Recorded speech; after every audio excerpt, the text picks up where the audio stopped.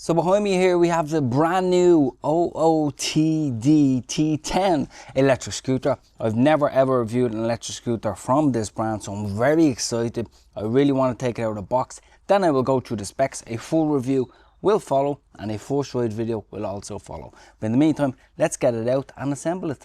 The packaging is not too bad on the scooter, but it looks quite heavy. So let me see if I can get this out in one piece. So our stem, we will need to assemble the stem on this. Of course our handlebars are separate. So actually one good thing is that you do get a fast charger with this model, and it is a 3 amp hour output fast charger. And of course, if you notice here, because it's a fast charger, it has of course a built-in fan to keep it cool. You also get your mud guard that you will need to pop on. Seems like okay material. So we have a few tools here. We of course have a couple of spanners. We have really long Allen keys as well, and then we have a few very small screws.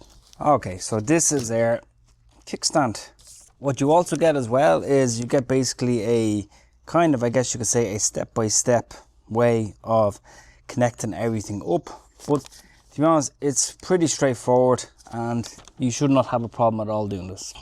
It's best to keep this scooter in the styrofoam so that it doesn't tip over.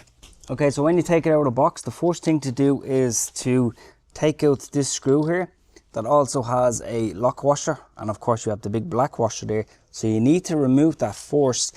Next step is to simply get your handlebars and you align them, and to make sure everything is centered on the scooter, then simply get your washer and your screw and make sure this is good and tight.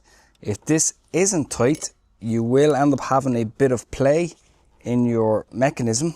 Don't over tighten this, and of course don't use any drills basically, because the last thing you want is to damage one of the screws on this, because that would be an absolute nightmare. Then you also have these two screws here, so you need to make sure that they are tight on both sides. Then you have this cable here, which is simply for your light, so you simply align your connections yellow to yellow.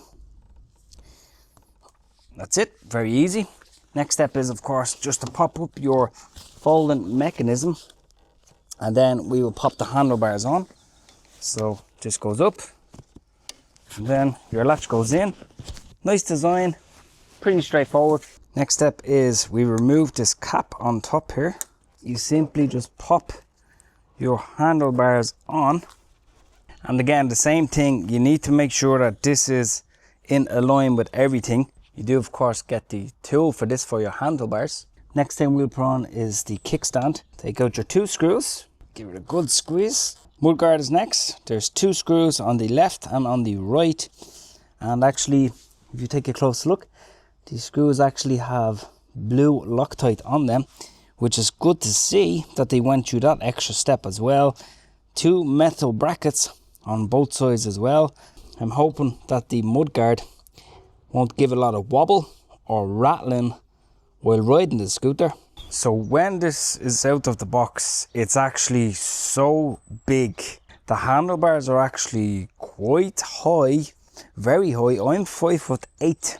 If I stand on the scooter, it's actually about right. It's kind of like at the middle of my chest. But taking a look at this from the height of the ground, it's probably one of the highest electric scooters that I've had off the ground, to be honest, or if not the highest, the way it's actually designed. I'm quite shocked because it looked quite small on pictures, but I was very wrong. Just look at the size of this screen. It's like something you'd see in a car. You get two keys with this. You also get a voltage meter, so let's turn it on. 52.4 volts. Screen is very big. I will show you a closer look at this at some point. These are your switches. You have gear 1, 2, 3. I've never seen that design before. You have this switch here is actually for your lights, front, rear, indicators, left, right. This switch here is actually to dim the display, make it brighter or dimmer. Very simple design. Actually quite nice to see. Of course, my favorite design bell. Standard mechanical brakes, that huge screen there, nice voltage meter, 2 keys with this. Actually, I'm starting to like these thumb throttles. I had that recently on the Imaco C93 e-bike and it is so comfortable. You of course have grips here, a little bit hard to the touch but not too bad. Stem, chunky enough, not too big coming down. Folder mechanism, seems quite sound. I will be testing it on the first ride. You have your light here that you can actually, if you wanted, you could tilt that a bit more towards the ground. You can just loosen it and have it facing more towards the ground if you want. But just take a look at these. These are 11-inch tubeless tires, and take a look at that tread there. Very nice to see. Huge swing arm here, gigantic suspension. This type of strength support here connecting the deck. I'm not too sure about this. It is quite chunky. It seems to be well made. But again, I will be testing this with a suspension test. Wiring loom, neatly designed, going straight into the deck here. You of course have your spec here. Max load 150 kilograms, 48 volt battery, 13.5 amp hour capacity, max speed 25 kilometers. So I'm going to see if I can unlock that. Charging port is actually here.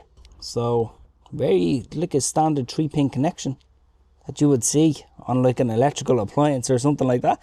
That's quite strange.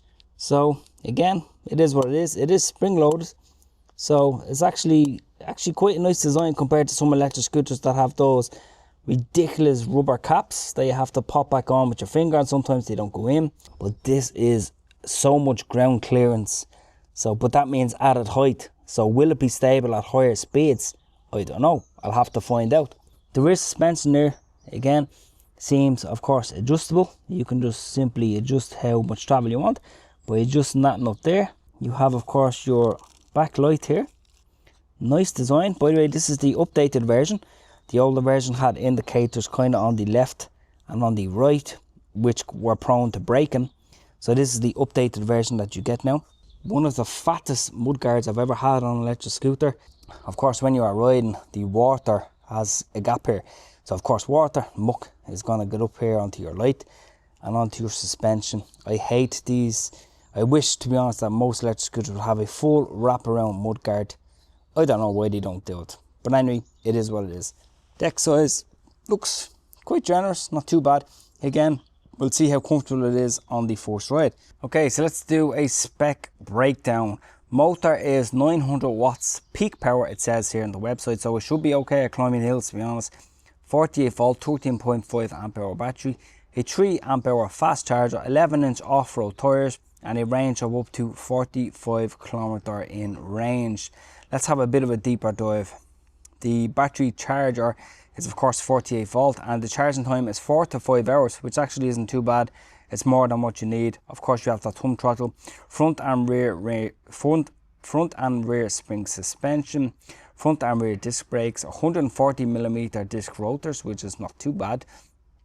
The weight of this scooter is 27 kilograms. It actually says on the website that it's 20 km/h max speed.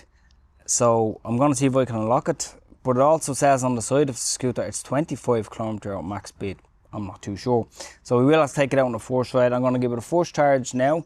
And then of course check the tyres, give it a quick once over with the brakes, nuts, bolts, everything else in between. So in the meantime, stay safe and I'll talk to you in that next video.